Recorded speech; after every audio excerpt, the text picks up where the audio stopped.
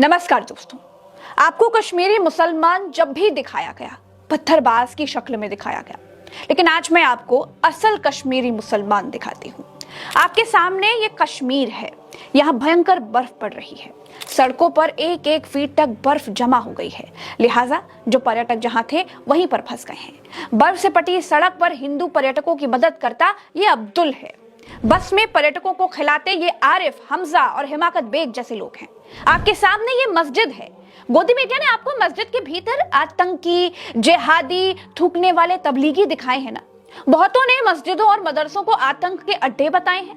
पंजाब से आए ये लोग कहते हैं उनको भारी बर्फबारी में मुसलमानों ने मस्जिद के भीतर रखकर उनकी जान बचाई है। आज रात को ही हम गुंड की मस्जिद में रुके थे सर जी। कैसी हमारी बहुत ज्यादा मदद की जी। इनके साथ ही हमने इतने तूफान की रात गुजारी है। नए जीवन दान वाली बात हुई था। ऐसा एक मस्जिद का हाल नहीं था।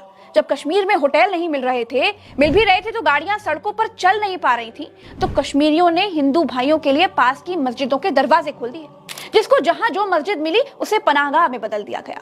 उत्तर प्रदेश के कुंभ में मुसलमानों के आने पर रोक लगाने वालों तक मेरा ये वीडियो जरूर पहुंचाइएगा। तो मुसलमानों को गंगा में नहाने से रोकते हो, गंगा किनारे लगे मेले में आने से रोकते हो, लेकिन मुसलमान संकट के समय तुम्हें मस्जिदों में भी पनाह देने से नहीं चकते। सिर्फ मस्जिद ही नहीं, हिंदू पर्यटकों को बर्फबारी से बचाने के लिए, बर्फीले तूफान से उनकी जान को बचाने के लिए आम कश्मीरियों ने अपने घर के दरवाजे तक खोल दिए। ये एक आम कश्मीरी भाई का घर है। बैठने के लिए घर में जगह भले ही कम हो, लेकिन इतना बड़ा दिल दिखाकर ही इन लोगों ने हिंदू भाई बहनों का दिल जीत लिया। प्रज्ञा मिश्रा का ये वीडियो सारे नफरती बाबाओं तक जरूर पहुंचाइएगा। हिंदुओं को मुसलमानों के खिलाफ भड़काने वाले सारे नेताओं तक पहुंचाइएगा और उनसे पूछिएगा कि आपने तो कश्मीरी मुसलमानों को पत्थरबाज दिखाया था, मस्जिदों में आतंकी पलते हैं, हमको ये बताया था। वो पूरा सच था या ये पूरा सच है?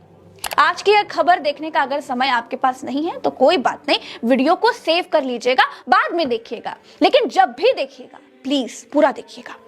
मेरी गारंटी है कि ये खबर आपके विचारों पर जरूर असर करेगी, हिंदू मुसलमान के जहर से आपको जरूर सेव करेगी, उस असर को जरूर कम करेगी। कश्मीर और कश्मीरी मुसलमान वैसे नहीं है जैसा आज तक हमें बताया और दिखाया गया है। कश्मीरी मुसलमानों ने एक दो नहीं 2000 हिंदू पर्यटकों को अपने घर और मस्जिदों में जगह दी। 1800 गाड़ियां बर्फबारी में फंसी हुई थी दोस्तों। गांदरबल, सोनमर्ग, गुलमर्ग, पहलगाम, इन जगहों का तापमान -22 डिग्री था।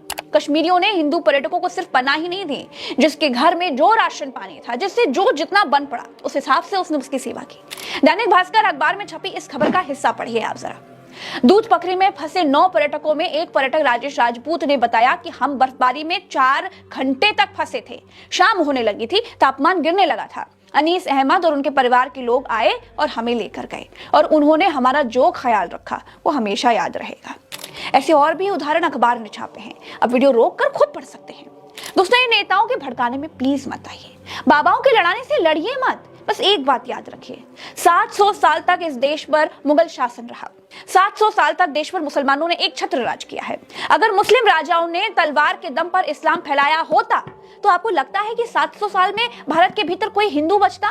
और अगर 700 सालों तक मुगलों ने भारत में तलवार के दम पर इस्लाम फैलाया था तो भारत में सिर्फ 20% ही मुसलमान क्यों रहे? क्यों बहुसंख्यक आबादी मुगल काल में भी हिंदुओं की ही थी?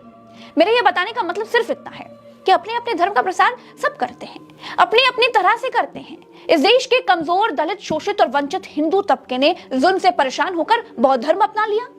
उस पर कोई बाबा, कोई नेता, कोई कुछ नहीं बोलता, लेकिन मुसलमानों के नाम पर ये सब आपको भड़काने के लिए चले आते हैं। मस्जिदें खोदने के इस अमृत काल में हो सकता है आपको प्रज्ञा मिश्रा की बात पसंद ना आए, लेकिन तब भी मेरी आखिरी कोशिश यही रहेगी कि मैं चींटी जितने प्रयास से अगर मुट्ठी भर लोगों के दिमाग को भी अगर नफरत के जहर से निकाल पाऊं तो मैं खुद को बड़ा सौभाग्यशाली समझूंगी। नमस्कार।